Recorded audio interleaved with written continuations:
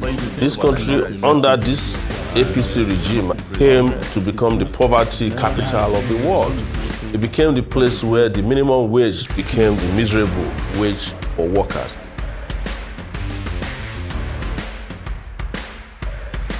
But if you think about Nigeria itself, it's an open prison. Is it necessarily directed to one particular leader? Whomever is on the seat and the person whose policy has brought about untold hunger, starvation, unemployment, insecurity, and all the terrible things that people are protesting against today. Well, greetings to all our viewers. I'm Yvonne Katsande, and thank you for joining me tonight on the show.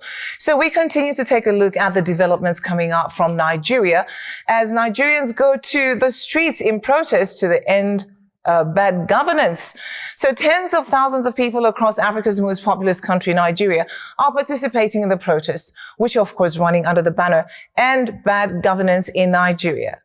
Nigeria's governor's office has said that a curfew has been imposed in the country's second biggest state, that is in Kano, after protests against the high cost of living were hijacked by thugs who engaged in widespread looting and the destruction of property. Nigerian police say that more than 300 protesters were arrested and curfews were imposed in 5 northern states after the looting of the government and public properties. Now, they say that they may seek the help of the military. Now, protesters had earlier set alight tires to make a bonfire in front of the House of State Governor Abba Kabir Yusuf. Looters also broke into a warehouse near his house, and people were seen carrying away 25-litre cartons of vegetable cooking oil and mattresses. So meanwhile, reports say that at least 9 people were killed by Nigerian security forces as protesters clashed with police. Authorities say that a further 4 people were killed and 34 injured on Thursday when a bomb went off in the northeastern state of Borno. Now, Nigeria's Inspector General of Police, the IGP Kayode, says a policeman was murdered while on duty during the protests on Thursday. Ellen 24 International reporter Joseph Peter has more. The protesters' demands are clear and urgent. They want the immediate restatement of the fuel subsidy regime, amendment of the 2022 Electoral Act to enforce the mandatory use of beavers by INEC, and declaration of the state of emergency on inflation, education and health, among other pressing issues. I'm not sure that there is anybody in Nigeria today who is not facing hardship. This is a country where people can no longer feed. This is a country where people can no longer wake up in the morning and be sure that they wake up the following day alive. This is a country ravaged by poverty. It's a country where child mortality is still as if it's spiritual. It's a country where public education is almost non-existent. So if you ask me whether I think that is timely, I think it is overdue. The fuel subsidy, I don't know how to talk about it. I don't know whether you call it fuel subsidy or fuel scam. Because you can't have a country that produces that is one of the richly blessed nations struggling for fuel. You can't have country that as far back as 1979 had 4 refineries, today cannot produce even a cup of oil. So everything in Nigeria is not working, and that's why we have titled this End Bad Governance. Every aspect of governance in Nigeria is supposed to be reset and rejigged because none of them is working. We have to all agree that in Nigeria, the ordinary man doesn't have access to the government. In as much as we want to talk to the government, but their doors are shut. We don't have access to them, and the only way we feel they will listen to us is by coming out to protest. I protest to my factories, cooking is too much. Factories, cooking is too much. Yeah, my damn subsidy is petrol. Mon trouble yawa for Nigeria, trouble yawa. Problem is too much. It's too much problem. You know, one good thing which people doesn't understand, you know, what are people afraid of? Are they afraid of hunger? Are they afraid of dying? What are they afraid? What is not happening here now in Nigeria? All those things has been happening. And what are we afraid of? If it is hunger, we are not afraid of. It has become even our blood, hunger. You know, we are used to all those things. That's why we will stand and we will be doing it without the nation has looked into our situation. planned to last from August 1st to August 10, 2024. These protests signify a critical moment in Nigerian history. The presidency has urged Nigerians to be patient, asking for more time to face the nation's deep-rooted problems. Whether this plea will pacify the determined protesters remains to be seen. From Kaduna State, Northwest Nigeria, Joseph Peter reporting for LN24 International.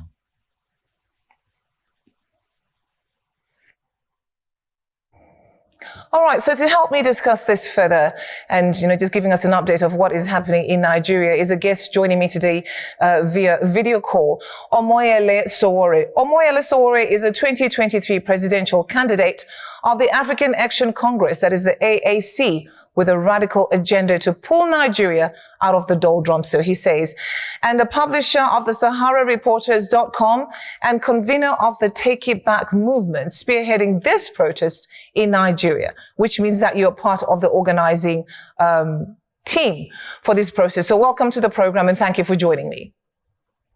Thank you for bringing me. Thank you. All right, so let's talk about this. So you are part of the team that actually organized this protest. You organized that you will have a 10-day protest, literally shut down the country of Nigeria for 10 days in protest of bad governance in Nigeria. What exactly do you mean by that?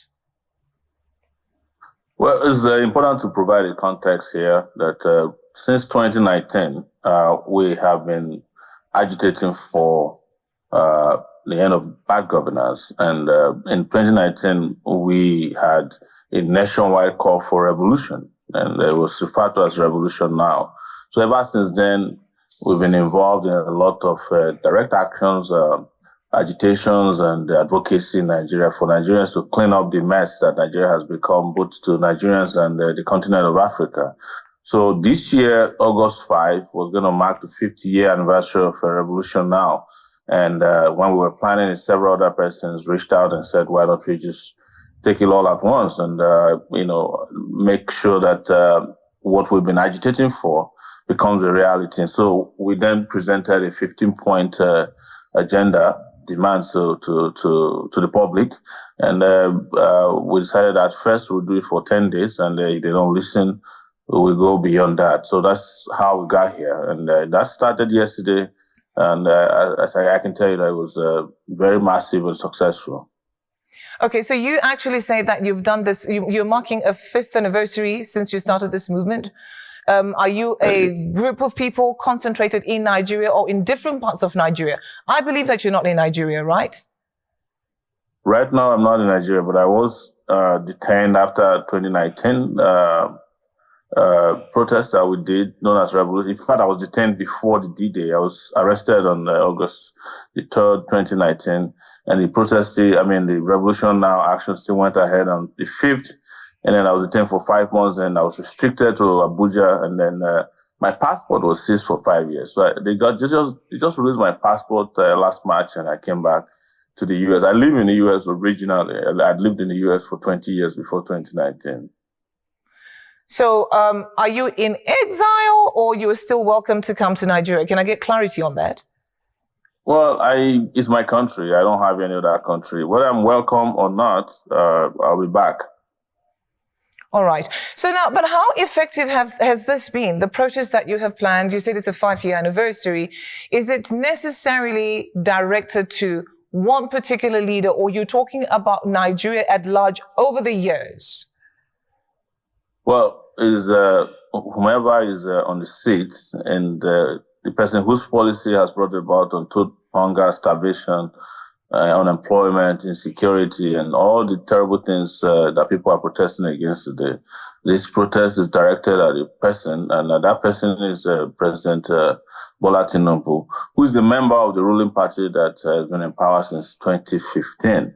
So it's directed at him, it's directed at the ruling party, it's directed at the political class who made Nigeria the laughingstock of the world and who have impoverished people, created some of the worst country where the adjective multidimensional multidimensional poverty is applied now. So it's directed at him, and but in the long run, everybody's saying that Nigeria needs a clean break because it's become an urgent stable. It's become an animal farm and a banana republic. Okay, now let's look at the historical context of these protests. How do these current protests compare to the past movements in Nigeria? And what will be the lessons that can be learned from this historical protest? I'll make one particular example, the NSAS protests. The NSAS protests, when they started, they had a good agenda. Listen, a protest, a peaceful protest, is a democratic right of every citizen, right?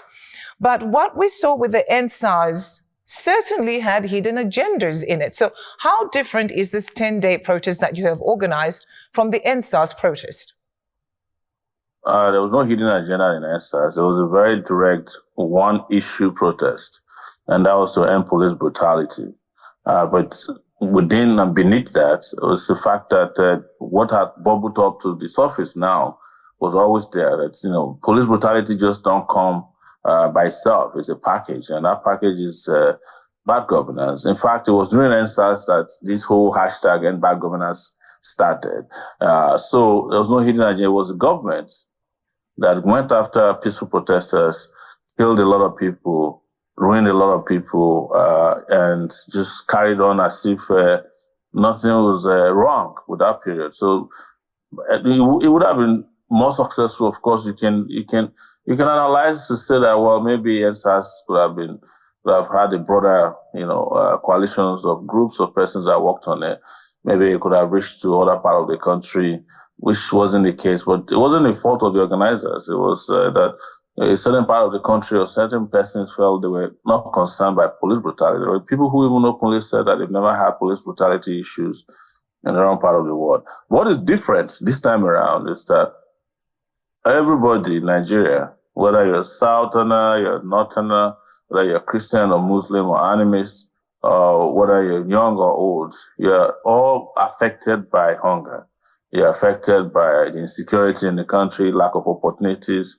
You're affected by poverty. You're affected by, a very, very reckless, corrupt political class in the country who are living large, while the rest of the country are living in penury and untold poverty. So right now, everybody is involved, and I think that is what is scaring the heebie-jeebies out of the political class, that they've never seen this kind of unity before against oppression, against their incompetence, and their corrupt ways of life. I think now it has gotten to everybody, and it seems like a lot more people are on board than we've ever had in recent times. All right, so talking about the governance challenges, what are the major inefficiencies in this public sector that would hinder effective governance, and how then can they be addressed? Because these protests are to seek for a solution, right? So how do we deal with that? It has sought for a solution. That's why I told you we have like a 15 item agenda, of which even something as serious as the Nigerian Constitution, which is like your own apartheid type constitution before 1994. We want to change it. Your own came from the apartheid government. Our came from the military government. There are issues of unemployment. People want the reversal of the fuel subsidy scam that they've been doing to end. People are asking for a minimum wage of 250,000 naira, which is probably roughly $170 per month. People are asking for, electricity to be restored back. I mean, well, there was never electricity in the country, but for there to be 24-hour supply of electricity, the people are asking for free education, healthcare, and some of the things you heard over there, electoral reform. All of these have been put together as a package, as what will be the non-negotiable, minimally irreducible demands before people will listen to anybody. So do you believe that greater decentralization of power within the government, or policymakers could improve governance? And if so, how should that be then implemented? That is part of our demands. They call it restructuring here in Nigeria.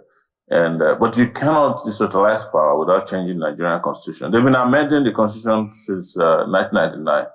But basically, everybody knows that you can't build something on nothing. That's what the 1999 constitution represents for Nigeria. So they just sit around this moribund constitution, which was a fraudulent document in the first place. It wasn't made by Nigerian people, and keep tinkering with it. And then they make a lot of money from it because it's a source of fraud also. So you can't decentralize power in Nigeria without going after the constitution, because all these things whatever you're saying about Nigeria today is hard coded into the military constitution, or the decree they call the Nigerian constitution.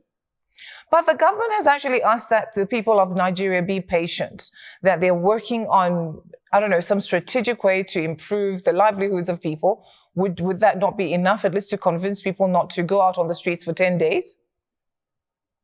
Well, if they wanted the Nigerian people to be patient, they wouldn't have been doing what they're doing. Within 1 year that the new president came to power, they just ordered a $100 million jet that was upgraded for $50 million. They just built a mansion for the vice president.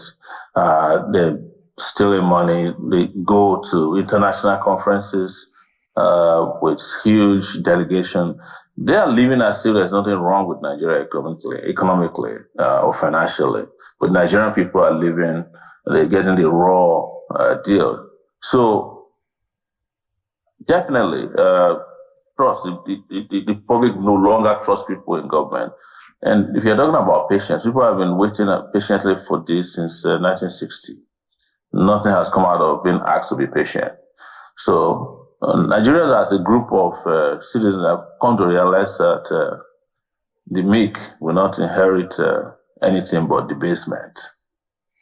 Okay, now let's look at something that perhaps really affects a whole lot of countries, not necessarily just African countries, but a whole lot of countries at large, a whole lot of nations, which is either the funding by international powers, especially and specifically talking about IMF loans and the economic impact and the economic reforms.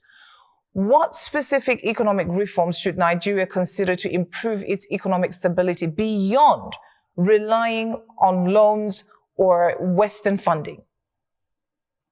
Well, first, you must understand that we are opposed to the IMF and the World Bank. Within our group, we refer to the IMF as the international monetary fraud, because we are products of the resistance against the structural adjustment programs of the 80s and early 90s that brought us to where we are today. Nigeria used to, have solid investment in education. They took it away, claiming that government has no business in businesses. They said we should sell all our public enterprises, should cut subsidies and cut any kind of support for healthcare. And so we're opposed to that as a rule. We don't want them to be dictating to us. We don't want some fresh graduate from an Ivy League school in the US to be telling Nigeria how to run its own economy. Whereas they look the other way when these Nigerian leaders move away billions of dollars every year into banks in Europe and America and now Middle East. So we don't want that. But the truth is that at home, we also need to immediately cut off what is the biggest hydra-headed problem we have, which is corruption, mismanagement, and waste. So if we do that as a first step, I'm sure we'll have more than enough for everyone to go around.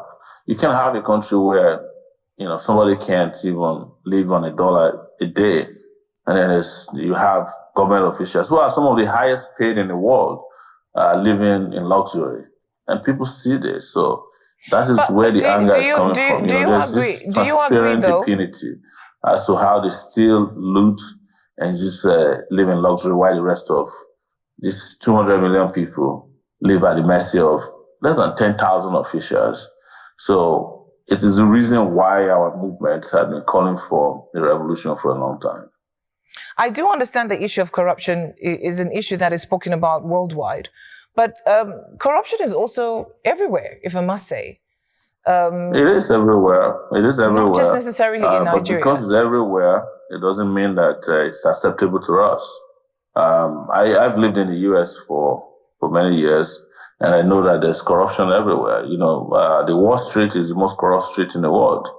But I'm not going to ask that you bring a Wall Street to Nigeria. We don't deserve to use that as a basis for qualifying our own existence because people are corrupt and there's corruption all over the world. Then we should accept it as a norm in our system. No.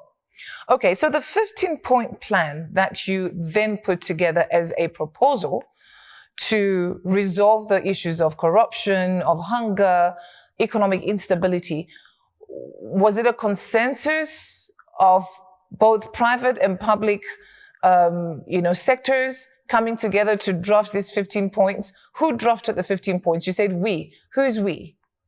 Well, there's a movement. We have a movement. The Take It Back movement is the movement driving this particular process, as you are aware. But when we started having the conversation, we had a 10-point agenda in 2019 as well. But when we look at the broader situation of things now, it was increased to 15. But what we did is that we had a conversation and we also did polls. We also engaged in crowd sourcing the agenda because Nigerians are very active on social media. And the feedback we got was that this is what most people want. And when we put it out, it was also very well embraced and accepted. So can the private sector also contribute to combating the so-called corruption and maybe promoting ethical practices? Well, we're not opposed to anybody participating in it. But the issue is that we can't put the cart before the horse. The issue is that the private sector right now is also part of the corrupt establishment in the country because Nigeria doesn't really have a private sector. What you call private sector in Nigeria is likely businesses owned by people in the public sector who stole money and invest them in the private sector. So you cannot expect the private sector that is not independent of the corrupt public sector to support any form of radical reforms in the country. Okay, would you say, from what you know, would you say that maybe tribalism and ethnic tensions actually play a part in what is happening in Nigeria right now? If you look at Nigeria, it seems the dynamics rotate mainly between like a Christian and Muslim kind of like organized. Do you think that actually contributes to what we're seeing in Nigeria now? No, what has actually become fearful, what has made the political class very fearful right now is the fact that whatever division tactics they had in the past had collapsed, and for the first time they are seeing Nigerians who are Muslims and Christians uniting together, and wherever they were, they're speaking with one voice. And this is what has scared them the most during this particular era, because you have typically the North would not go on rampage or protest against someone who is not only a Muslim in power, but the vice president is also a Muslim. For the first time, Nigeria has a Muslim leadership. But the Northerners are very, very, very much ahead, I would say, in this particular struggle. They are also and the protesting. South is also are they also fully protesting involved against the government, the Northerners? Yes. So when you started reading your intro, you mentioned that there are about 5 states in the North that are under curfew because they have been very vehement since yesterday. In fact, as we speak, a lot of them have gone back on the streets, breaking the curfews imposed on them by the government. They don't want to hear it. So what types of responses from the government could then de-escalate these tensions and address the protesters' demands effectively? I mean, the Nigerian leadership is tone deaf. In this particular protest, when there was ample opportunity, ample notices given to the government, demands were presented. In fact, they were derisively responding to the demands on Twitter, on their government pages, and saying, say no to anarchists. So they didn't care. And since yesterday that this happened, the Nigerian police is killed over 17 people. So does that look to you like people who are interested in solving the problems?